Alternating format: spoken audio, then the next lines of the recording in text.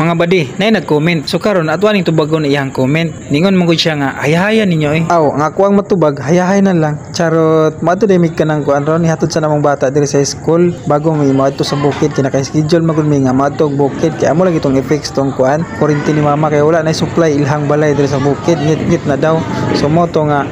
amo sang hatod ang bata diri sa kuan sa school. After ani mga 1 PM on ani time nga maadto pud mi sa kuan sa bukid. Ug karon mga badi na diri sa bukid no, dali ra kay no. Charot. Nga ang karon makita po nimo diri mga badi ni sugat jud ang manok sa amo kay gutom guro ni kasi mama unya pa biyang hapon mauli no. So mo tong amo pong gilawgan siya tanawa pero kataud-taud ani isa ra katawagan maabot na sila perting daghanan nila tapok din sila basta nay maadto nga isa dayon mangabot din ang uban ka uban niya tanawa makita nimo diri mga badi grabe no. Happy na kayong mga kuan manok nga katuktok sila kay kuan pa mo nga oras alauna alas 2 si mama unya pa tong alas 4 muli. So amo nang gilawgan ang manok niya kay nangayo lagi sugat ba basi matamakan po in taon luoy pod unya pagka kuan diri ang mga badi gikan na po dai may ani na human og kanang kuan no kamuti og kining saging amo ang giputol tong saging ako ang gipicturan nya kay pagputol na mo tibagnol man so saya nga kuan on ta to malungag non ta nato nya katupong amo ang kamuti po nangalot pud mi dito sus among nakuha ito isa ra ka buok wala na magipakita